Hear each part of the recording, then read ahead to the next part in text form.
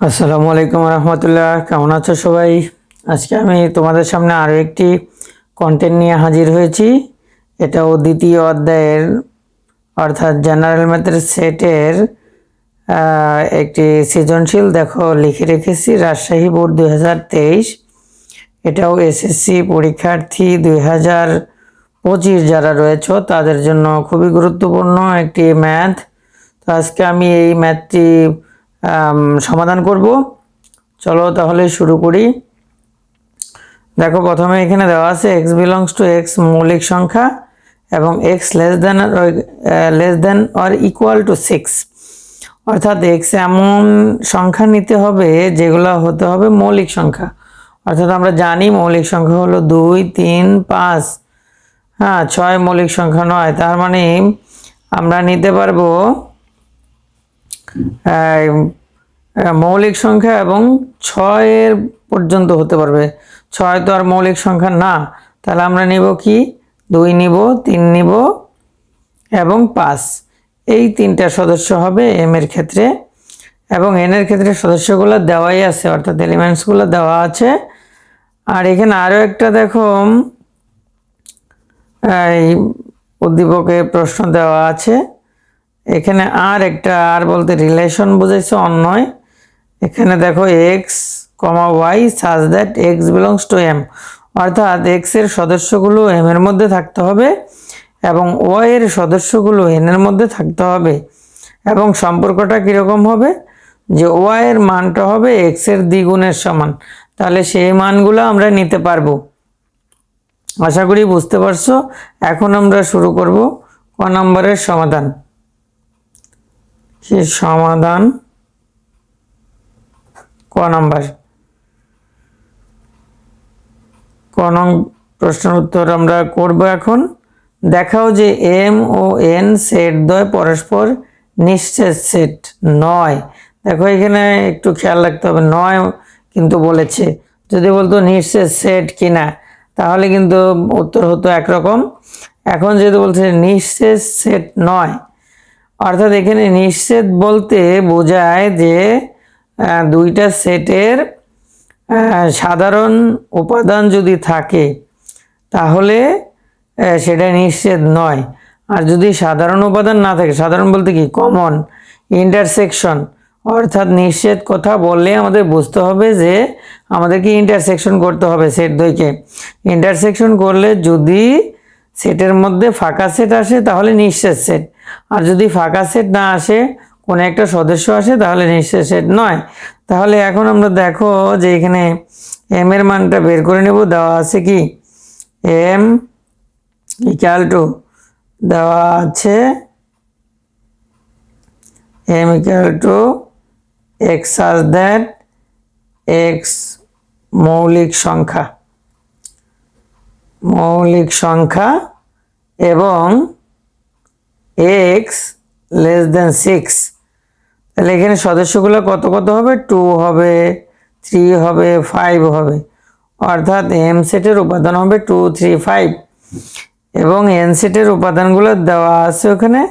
N সেটের উপাদানগুলো হলো 2, 4, 6। এখন আমরা কি করব, ইন্টারসেকশন করব। মাথায় রাখতে হবে নিশ্চিত কথা বললে ইন্টারসেকশন করতে হবে। এম ইন্টারসেকশন এন, তাহলে এম এর সদস্য হলো 2, 3, 5 ইন্টারসেকশন 2, 4, 6।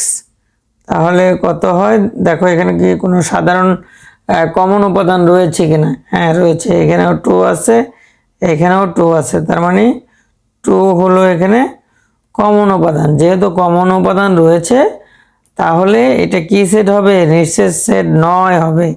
যদি এখানে কোনো কমন উপাদান না থাকতো তাহলে কি হতো, ফাঁকা সেট আসতো, তাহলে হতো নিশ্চেদ সেট। আশা করি বুঝতে পেরেছ। তাহলে লিখে দেব যে যেহেতু এম ইন্টারসেকশন এন সমান ফাঁকা সেট নয় বা নট ইকুয়াল টু ফাঁকা সেট, সুতরাং এম ও এন নিঃচ্ছেদ সেট নয়, নিঃচ্ছেদ সেট নয়। ওকে, এই হলো অ্যান্সার।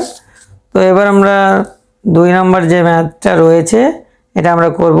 এম দেখো লেখা আছে এম ইউনিয়ন এন, এম বাদ এন ইউনিয়ন এন বাদ M R union M intersection N.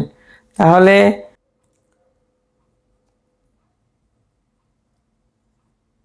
কনং হতে পাই এম ইকুয়াল টু 2, 3, 5 এবং এন ইকুয়াল টু কত ছিল 2, 4, 6 2, 4, 6। এবার আমরা কি বের করবো দেখো, বের করতে বলছে, প্রথমে বের করতে বলছে এম ইউনিয়ন অর্থাৎ বাম পক্ষে। এখন আমরা এম ইউনিয়ন বের করব, তারপর এম বাদ এন, এন বাদ এম, এম ইন্টারসেকশন এন। তাহলে এখন আমরা বের করব, এখন আমরা বের করে শুরু করি। এখন এম ইউনিয়ন এন, তাহলে 2, 3, 5 ইউনিয়ন 2, 4, 6। তাহলে কমন আনকমন সব। ইউনিয়ন মানে কি দুইটি সেটের মধ্যে যত উপাদান আছে কমন আনকমন সকল সদস্যকে নিয়ে যে সেট গঠিত হয় সেটা হলো কি সংযোগ সেট। তাহলে তবে একই উপাদান দুইবার লেখা যাবে না। যেমন 2 এখানে কমন আছে, তাহলে একবারই লিখতে হবে 2, তারপরে 3, তারপরে 4, 5, 6। তার মানে দেখো বাম পক্ষে যেই এম ইউনিয়ন এন ছিল তার যে সদস্য 2, 3, 4, 5, 6। এখন আমরা ডান পক্ষে যা আছে সেটা আমরা করব এম বাদ এন।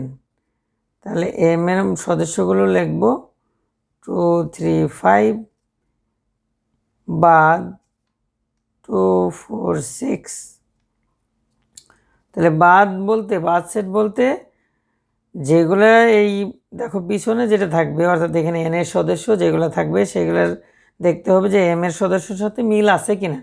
যেটা মিল থাকবে সেটা বাদ যাবে, বাকিগুলো অ্যান্সার হবে। তবে ডান পক্ষের একটাও, যে ডান পাশেরটা একটাও অ্যান্সারে আসবে না কখনোই। ঠিক আছে, তাহলে 2, 2 তো বাদ চলে গেল, রইল কি 3, 5 এবং ওরা এমনিতেই বাদ। ঠিক আছে, 2, 2 মিলে গেছে, তাই 2, 2 বাদ। অ্যান্সার হবে 3, 5। কখনোই এই ডান পাশের এখান থেকে কোনো অ্যান্সারই হবে না, এটা কখনোই অ্যান্সার হবে না। এরপরে লিখবো এন বাদ এম, তাহলে 2, 4, 6 2, 4, 6 আর এম এর সদস্য হলো 2, 3, 5।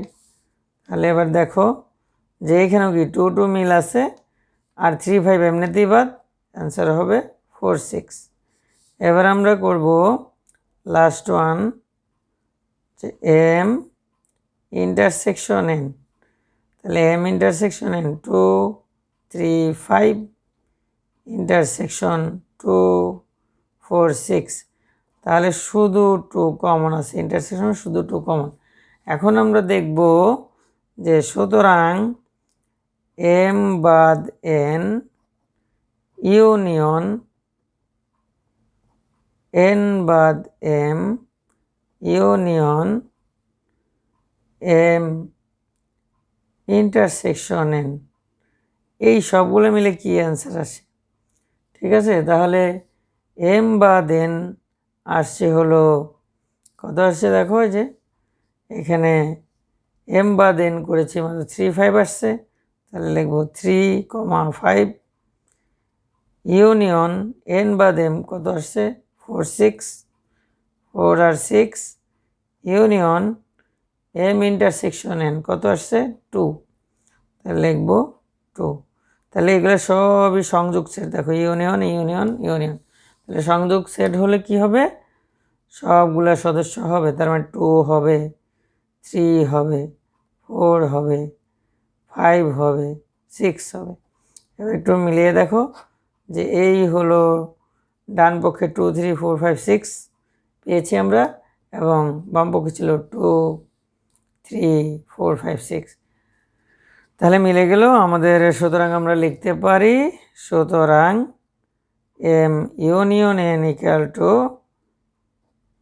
এম বাদ এন ইউনিয়ন এন বাদ M union M intersection N. দেখানো হলো। আর অন্যটিকে তালিকা পদ্ধতিতে প্রকাশ করো। তা আর অন্যটিকে তালিকা পদ্ধতিতে প্রকাশ করতে বলছে। আর অন্যের মধ্যে কি কি সদস্য লাগবে? X belongs to M, M এর সদস্যও লাগবে, এনও লাগবে, ঠিক আছে। এবং শর্ত হলো ওয়াই ইকুয়াল টু 2x। তো আমরা এখানে প্রথমে লিখব যে গ নাম্বার দেয়া আছে আর দ্বিতীয় বন্ধনী X comma Y such that X belongs to M comma Y belongs to N, এবং ওয়াই ইকুয়াল টু 2x, এই শর্তটা দেওয়া আছে। তো এখন আমরা যেই কাজটা করব, দেখো এখানে এম এর সদস্য কি দেওয়া আছে? 2 3 5, এবং এন এর সদস্য কি দেওয়া আছে? 2 4 6। যখন এরকম এম এবং এন এর সদস্য দেওয়া থাকবে, হ্যাঁ, তখন আমরা কি করব? এই দুটাকে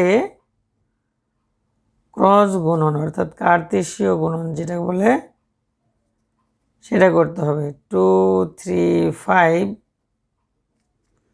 কার্তেশীয় গুণন 2 4 6, তাহলে একবার 2 এর সাথে 2 নিব, মানে এটাকে 2 এর সাথে 2, 2 এর সাথে 4, 2 এর সাথে 6, ঠিক আছে। তাহলে 2 এর সাথে 2, 2 এর সাথে 4, 2 এর সাথে 6, আবার 3 এর সাথে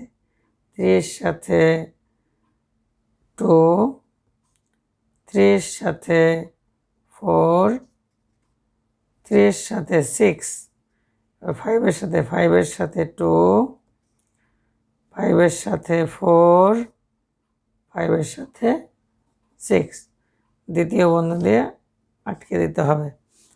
তার মানে এটা হলো ক্রমজোড়ের অনুসারে, ক্রমজোড় বলে। প্রথম সদস্যটা হলো, যেহেতু বলা আছে এক্স বিলংস টু এম, তাহলে প্রথমটা হলো এম, দ্বিতীয়টা হলো কি?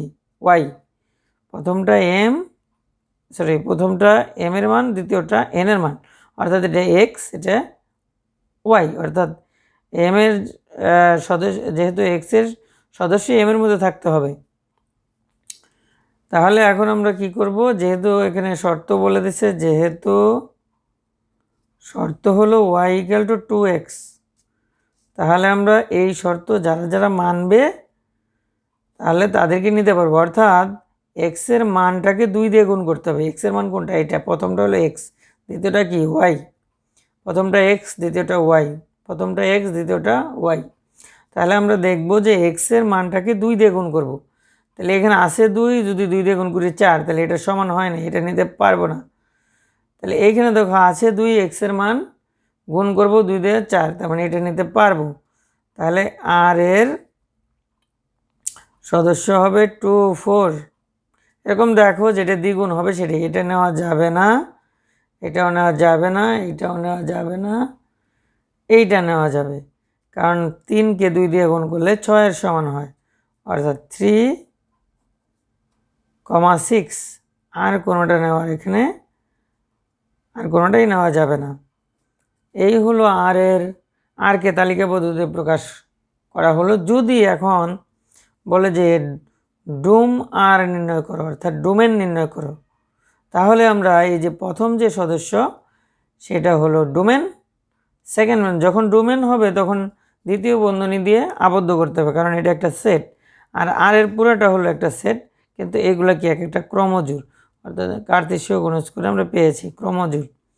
প্রথম সদস্য, দ্বিতীয় সদস্য, ঠিক আছে। এটা এক্স, এটা ওয়াই, এটা এক্স, এটা ওয়াই। তাহলে ডোম আর পেয়ে গেলাম 2, 3 প্রথম উপাদানগুলোর সেটকে ডোমেন বলা হয়। ক্রমজোড়ের প্রথম উপাদানগুলোর সেটকে ডোমেন বলা হয়। আর রেঞ্জ আর 4, 6 ক্রমজোড়ের দ্বিতীয় উপাদানগুলোর সেটকে রেঞ্জ বলা হয়। তাহলে আমরা রেঞ্জও এখান থেকে শিখে গেলাম, যদিও এটা চাই নাই প্রশ্নে। নেক্সট যে আমরা সৃজনশীল যেগুলো করাবো সেগুলোর মধ্যে এই ডোমেন রেঞ্জ আসবে অবশ্যই। তো আজকে এ পর্যন্তই, ধন্যবাদ সকলকে।